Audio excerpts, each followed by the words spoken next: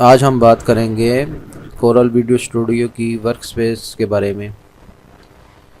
Coral video studio का work design आपको बेहतरीन एडिटिंग एक्सपीरियंस मुहैया करता है। आप अपनी मर्ज़ी से प्रोग्राम विंडो के साइज़ को या स्क्रीन पर मौजूद किसी भी एलिमेंट को चेंज कर सकते हैं ताकि आप एडिटिंग एनवायरनमेंट पर पूरा कंट्रोल हासिल कर सकें। हर पैनल इंडिपेंडेंट विंडो के तौर पे काम करता है ताकि आप अपनी मर्ज़ी के मुताबिक इसको एडिट कर सकें। ये बहुत ही यूज़फुल होता है जब आप लार्ज डिस्प्ले या ड्यूल मॉनिटर पर काम कर रहे हो। यहाँ आप चेक कर रहे हैं कि कोरल वीडियो स्टूडियो के 3 मेन पैनल हैं। सबसे पहला पैनल ये प्लेयर पैनल कहलाता है, जो प्रीव्यू विंडो, ये प्रीव्यू विंडो आपको नज़र आ रही है, और नेविगेशन पैनल पर मुश्तमिल होता है। इसके बाद ये आपको नीचे बॉटम में नज़र आएगा, इसको हम टाइमलाइन पैनल कहते हैं, जिसमें टूल बार्स और टाइमलाइन शामिल है। ये देखिए। तीसरे नंबर पे लाइब्रेरी पैनल है, जिसमें मीडिया लाइब्रेरी, शेयर स्पेस और ऑप्शन पैनल्स होते हैं। ये आप चेक कर सकते हैं। लाइब्रेरी या ऑप्शन पैनल को हाइड या शो करने के लिए आपने इन बटन को क्लिक करना है। ये आप चेक कर रहे हैं, शो लाइब्रेरी पैनल।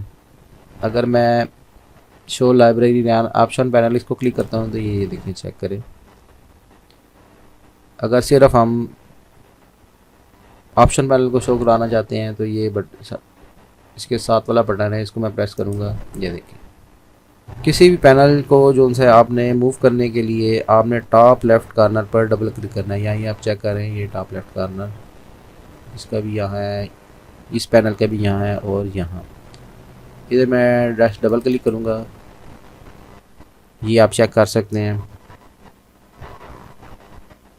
या ये अब एक्टिव हो चुका है। अब हम इसको मिनिमाइज़, मैक्सिमाइज़ या रीसाइज कर सकते हैं। ये देखिए, मैक्सिमाइज़ कर दें हम, रिस्टोर कर दें, या अपनी मर्ज़ी से हम इसको रीसाइज कर सकते हैं।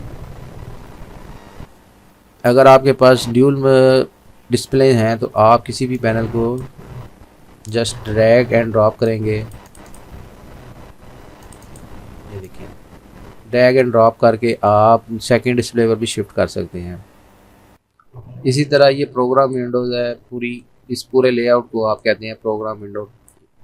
इसको कस्टमाइज़ करने के लिए आप ये बटन चेक कर रहे हैं, ये देखें, रिस्टोर का बटन है। इसको मैं प्रेस करूँगा और मैं अपनी मर्ज़ी से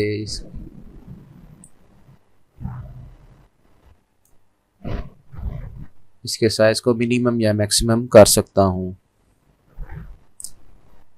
अगर मैं मैक्सिमम पे ये उस बटन को प्रेस करूँगा तो ये फुल स्क्रीन पे हम एडिटिंग कर सकते हैं।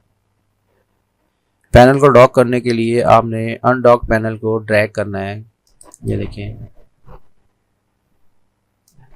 ये देखिए, यहाँ आपको ये एरोज कुछ नज़र आ रहे हैं, इनको हम कहते हैं डॉकिंग गाइड्स। ये आपने पैनल को जिस भी पोजीशन पर लाना है वहाँ आप इसको ड्रैग करके, इस पैनल को मिसाल के तौर पे मैं इसको ये इस पोजीशन में लेके आना चाह रहा हूँ।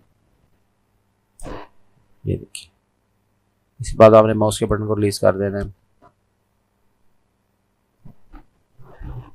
इसको मैं इस तरह सेव कर लेता हूँ इधर।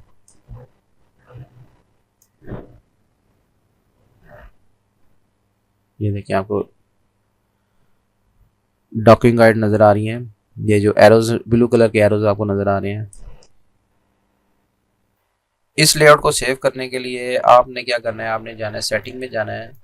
ये देखिए, सेटिंग में, और यहाँ आपको नज़र आ रही होगी लेआउट सेटिंग, ये सेव टू, और यहाँ आप अपनी मर्जी से इसको सेव कर सकते हैं, कस्टम वन। यहाँ आप चेक कर सकते हैं। अगर मैंने इसको वापस लेके आना है डिफ़ॉल्ट पोजीशन पे, इसी तरह मैं सेटिंग में जाऊँगा, लेआउट सेटिंग, और स्विच टू डिफ़ॉल्ट। ये देखें, ये डिफ़ॉल्ट आ गई है आपकी, और ये आपकी ये कस्टम।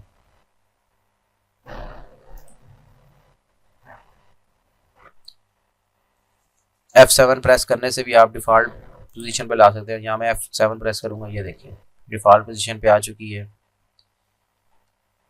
आप लेआउट सेटिंग को UI लेआउट से भी चेंज कर सकते हैं। UI लेआउट की ऑप्शन आपको सेटिंग में आप जाएंगे, प्रेफरेंसेस में जाएंगे, यहाँ आप ये चेक कर सकते हैं। ये लास्ट टैब है यूआई लेआउट का, इसको मैं क्लिक करूँगा और यहाँ से मैं ये देखिए